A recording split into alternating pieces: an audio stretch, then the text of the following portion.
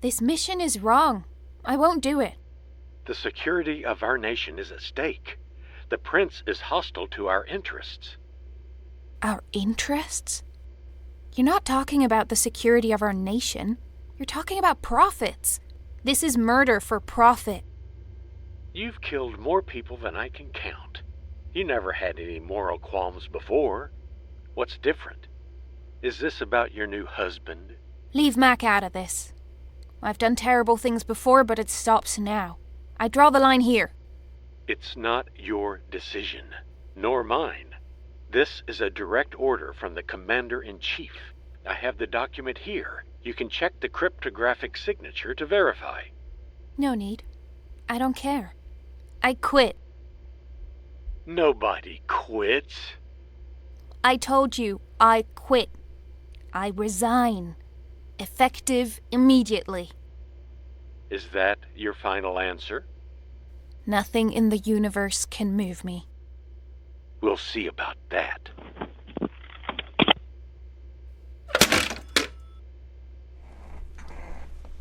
Well, I did it. I'm proud of you, honey. We'll start a new life. Together. It was as if another personality had merged into mine. All my memories, as far as I knew anyway, were intact. I remembered my Cthulhian life, the transition to life in the real world of Sacramento, the return to the simulation, the supernova that destroyed the Chimera. And I also remembered a life as an assassin who reveled in her power to change the course of history with a well-placed bullet, and trusted her country was in the right in whatever it asked of her. I remembered my mission to take out Prince Baluk of Jolama. And I remembered my husband, the man I'd married just a month ago, Mac Heartcase. This gentle man hadn't known who I really was, what I really was. And when I finally told him, when I confessed how many people I'd killed, this man reacted not with the revulsion I expected, but with compassion. And with love, he set out to change me. He became my conscience. He convinced me I could leave this life, that I could put the killing behind me and become the person he was convinced I was meant to be. Breakfast will be ready in a minute, dear. Would you like to take a walk on the beach after we eat? That sounds lovely, dear.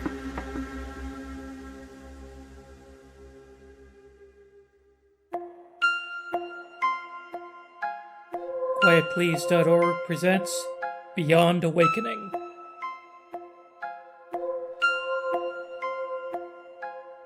Starring Steph Knapper as Misty LaQuille.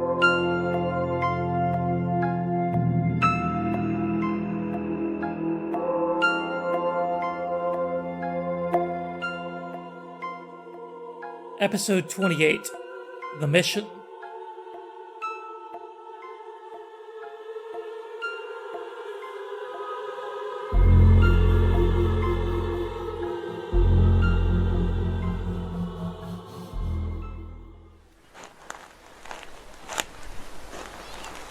Jolama is such a beautiful country. It would have been a shame to spill blood on these beautiful beaches. Let's stay here a while. Until our visas expire. Sure. It's as good a place as any to begin our new life. You won't mind being away from your aircraft company a while longer? Hey, I'm the boss. I can take as much vacation as I like. I'm happy with whatever makes you happy, my dear. Hey, something's glinting in my eye. Mac! Mac! Mac! No, this can't be happening again! Not again! Not again! I'll get help. Hold on, I'll get help. Love. I'll get help. Hold on. You. I'll get help. And just like that, he was gone again. The love of my life was dead again. And I, the angel of death who snuffed out so many other lives, stood helpless as some unknown assassin destroyed the most precious part of my life. You said he was in the aircraft business, that he owned the company back in the States. That's right. Is that what brought you here? Was he negotiating a deal with Jolama Airlines or our Air Force? No, I told you this was our honeymoon. Are you sure about that? Isn't it possible he had a business angle to the trip too? Why is it so hard for you to understand? I'm just trying to find a motive here, ma'am. Can you think of any reason somebody would want to kill your husband? No. Maybe he was just in the wrong place at the wrong time. That was high-velocity .308 Winchester ammo. It's not the kind of ammo our local island gangs shoot at each other with. I'm afraid I don't know much about guns. What does that mean? I'd guess it was fired from a Winchester Model 70, or something like that. From quite a distance away by the looks of things. Which explains why you didn't see the killer. It looks like a professional job. What kind of professional? An assassin. Pretty good one, too. Why would anyone want to assassinate Mac? That's what I'm asking you. Well, I wouldn't know. Finding out is your job. Do your job. But of course, I was going to make it my job. I just didn't want to work with the local police. Didn't want them to scrutinize me and my story too closely. Didn't want them to realize I'd come to their lovely island to assassinate their prince, at the behest of a distant superpower that saw their country as nothing but a pawn on the geopolitical chessboard. I went back to the beach outside our hotel, back to where my chance for a happy life was snuffed out. In the hands of an expert, a Winchester Model 70 would assassinate someone at 500 meters. I scanned the area, projected the shot in my head, and picked out the most likely rise where Matt could have seen the glint. It wasn't 500 meters, it was much closer, maybe 100 meters. And I went over there. There was nothing obvious. It was a bit too much to hope to find the rifle sitting there and the police had already been through it. This was a professional job, like the cop had told me. But everyone makes small mistakes. It's just a matter of having the tenacity to find them. So I started digging, combing through the sand. Excuse me, ma'am. Who are you? What do you want? I'm Vincent Alexander, ma'am. I couldn't help noticing you digging in the sand. Is it any of your business? Just being friendly. You look like someone who's in trouble. I figure we tourists should help each other. I lost an earring. I know it's here somewhere. I'll help you look. No, it's fine. It's fine. It's no trouble. I like to help. Get out of here! Sorry, please. You try to help someone. And then, just as the irritating interloper was walking off, I found something. I found a single hair. A long, black hair. I pulled it carefully out of the sand with my tweezers and bagged it. It's a satisfying feeling when you find that needle in a haystack, or hair in the sand. It reminds you how good you are at your job, and how flawed the enemy is, how incapable they are of escaping your wrath.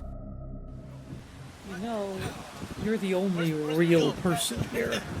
Excuse me? The only one with free will. Everyone else is a computer program. I'm aware of that. You don't act like you're aware of it. It would be absurd to act like I'm aware of it. You think it's more absurd to acknowledge reality than to deny it? In this context, yes. You're getting yourself all worked up about the assassination of a piece of code by another piece of code. People create fantasy worlds in order to feel things. In order to work through things they can't work through in the real world. So you're working through your feelings about Mac? Now fuck off, whoever you are. I need to take this hair to the lab. What's this? A hair? I can see that, but what's it for? I need you to process it for a DNA match. Where's it from? You don't have clearance to know. Okay, let me run it through the sequencer machine. You know, This is the year 1980, right? Last I checked. I don't think this technology existed then. I'm not even sure it works like this in 2038. Excuse me? What do you mean? Oh, nothing. Okay, we've got the sequence of base pairs. I'll run that through the agency's database. And we've got a match. Who is it? Someone by the name of Rosita Lotus. It would be her. Jealous bitch. Anything else I can do for you? She's currently visiting Jolama. Can you pull up what hotel and room number she's at? Sure thing. I'll print it out for you. It's difficult to imagine Rosita Lotus as an assassin, but the Rosita who Mac moved in with in Sacramento and the Admiral Lotus I met on the Chimera were different characters from this Rosita Lotus, this trained killer, just as I was different. I pondered whether this Rosita was being played by the real one, or was merely generated to be my antagonist. But I decided that ultimately it didn't matter. Rosita would have anti-intrusion devices in place. This called for stealth. Where's the last place she'd expect someone to enter? Through her 16th floor window. She wouldn't believe I could get up there. She wouldn't know my tentacles have suckers that allow me to scale any wall with ease. And so I made my entrance just after midnight. I rushed toward the bed where I could hear her waking up in confusion. She slept with a gun and had it in her hands in an instant. But it was dark, and she missed. I grabbed her gun arm with one of my tentacles, wrestled the gun out of her hand with another, pushed her back down onto the bed with a third, and wrapped a fourth tentacle around her neck. Before you die, tell me why you did this. Was it jealousy? If you couldn't have him, you weren't going to let me have him?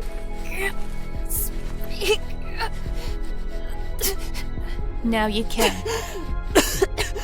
I don't even know the guy. Never met him. At least not in this lifetime. How could I be jealous? Then why? Do you work for the prince? Was I the target and you hit Mac by mistake? You figured out how far away I was when I took the shot, right? About 100 meters? With a Winchester Model 70. Yes. How often would you miss with a Winchester Model 70 at 100 meters? Never. You think I'm that bad? I hit him very precisely in the part of the brain that would cause a quick death with just one shot. So you did. But if you really didn't know him, why? It was just a job. Mac was no threat to anyone. Why would anyone want him dead? You know why. Because of me? You have only yourself to blame for his death. You shot him. The bullet may have been mine, but you caused it. You let him distract you. What did you think would happen? Whose orders were you acting on? But if not the prince, then... Oh. I should kill you. You may, if you like. It won't do you any good. If our superiors put you up to this, if they were afraid Mac was making me weak and giving me a conscience, how do you think they'll feel about me killing you? They'll be pleased. I'm nothing to them. You're the best in the world. But they want me to kill the other guys, not our own. Once you get back into the killing game, you'll have no reason not to practice your skills on mission targets. A killer is a killer. A target is a target. And I knew she was right. They murdered Mac to break me. They know that once I break the killing fast, I'll go on killing. And they'll provide me with the means and the targets to satisfy my primal urge. It took all my mental strength, but I left Rosita Lotus alive. She was just the tool. My real enemies were the ones using her. My next step was the local station chief, the man I'd announced my resignation to over the phone just before Mac was assassinated. He was ostensibly a diplomat at the American embassy. Much of our embassy staff works two jobs, their official public job and spycraft on the side. An organization like ours that projects power worldwide needs local support for agents and assassins, and an embassy is the easiest way to establish that in a country that doesn't have a lot of Americans. So I went to the embassy. Can I help you? I'm here to see our Jolama CIA station chief, Mr. Bryant. The CIA does not operate in Jolama, and Mr. Bryant is just a clerk for the ambassador. Of course. I'm Misty LaQuille. I'm here to see Mr. Bryant. You don't have an appointment. I don't need an appointment. Everybody needs an appointment. This gun is my appointment. How'd you get that past the metal detector? Wouldn't you like to know? Get me Mr. Bryant now. He's in his office, end of that hallway. Thank you.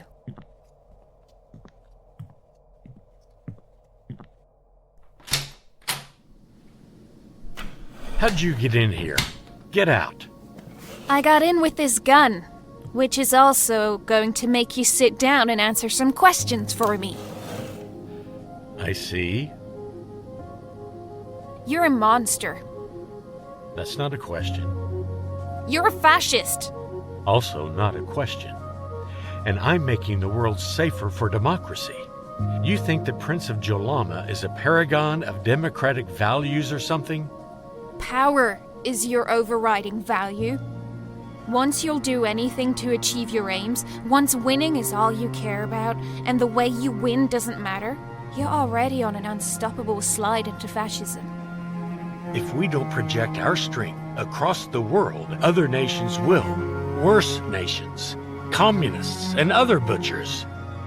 If we don't stop trying to rule the world, we become what we claim to be fighting. Absolute power corrupts absolutely. And it's only a matter of time after you make power and control your guiding principles in foreign policy until they become your guiding principles in domestic policy too. America is doomed because of people like you. None of this is my decision. It was all decided in Washington and carried out by you and your ilk. I'm just the middleman, just passing information between the politicians who decide and the lackeys who execute. You're far more guilty than I am. Fine. I am more guilty than you. I'm guilty of facilitating you instead of stopping you. I'm glad we agree. I know you had my husband assassinated. You don't think I actually made that decision either, do you? You're the station chief. I don't make policy. But you can make some decisions, like the decision to assassinate my husband. That order came over the phone, right from the top. The agency director in Washington. The president.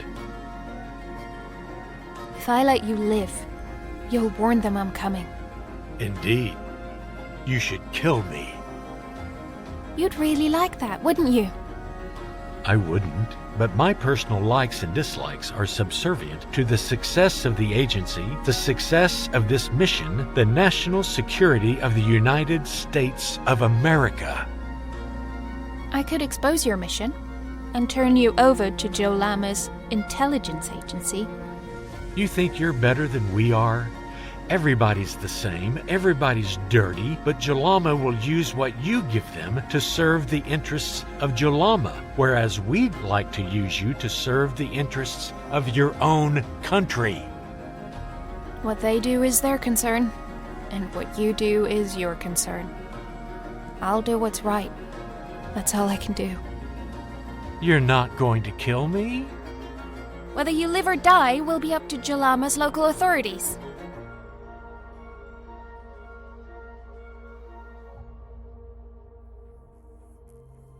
Getting in to see the President of the United States should have been an incredibly difficult and slow thing to arrange.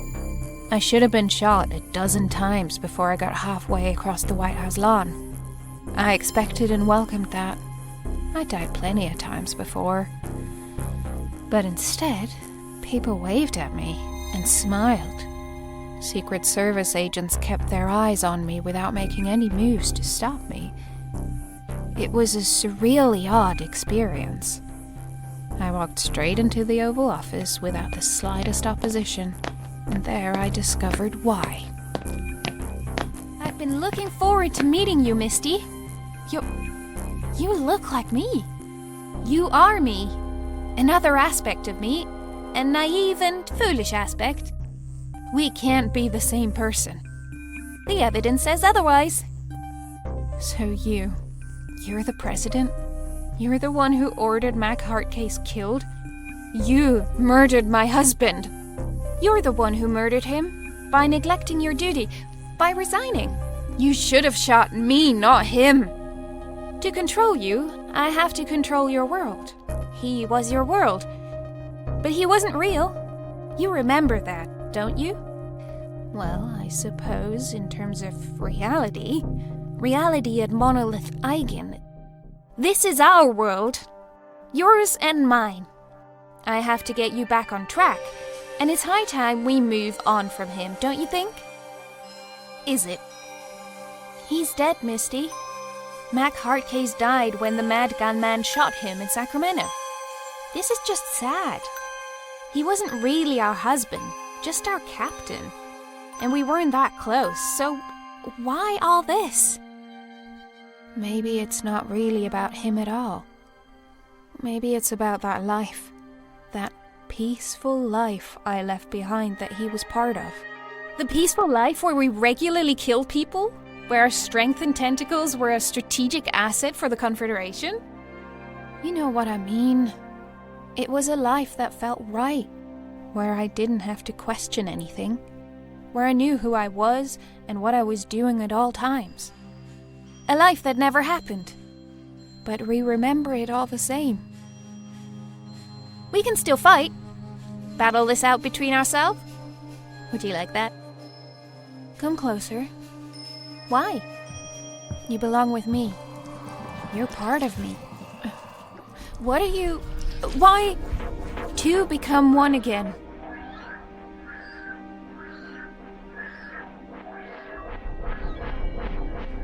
What did I just see? Trisha, are you real? I'm the real Trisha. Of course, I can't prove that. Nobody ever can. It's okay. I'll trust you. I saw two of you. Then as I was coming through, the two of you merged into one. How did you come through? From where? This spray can. I spray a wall, it shows me another world, and I can go through if I want. You can travel between different simulations with that? Show me.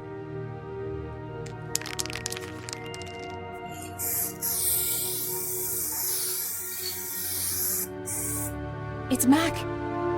That's Mac! In a 20th century suit. Looks dashing. Should we go through? Well, it's not really him. I know it's not. I need to move on and stop chasing his shadow. Stop miring myself in the past. Then let's see what else is on offer.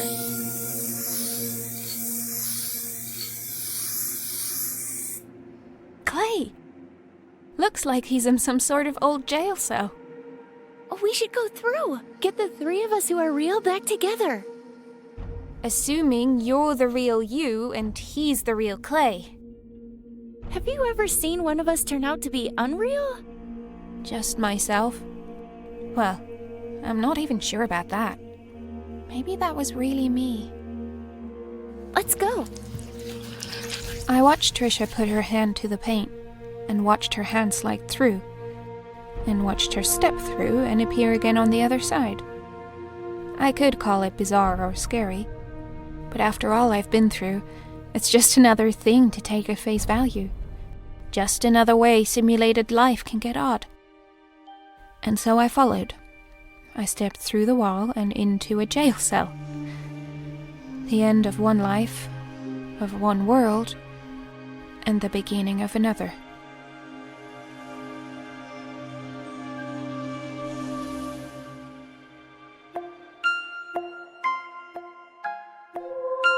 Beyond Awakening, Episode 28, The Mission, was written and produced by Paul Nero.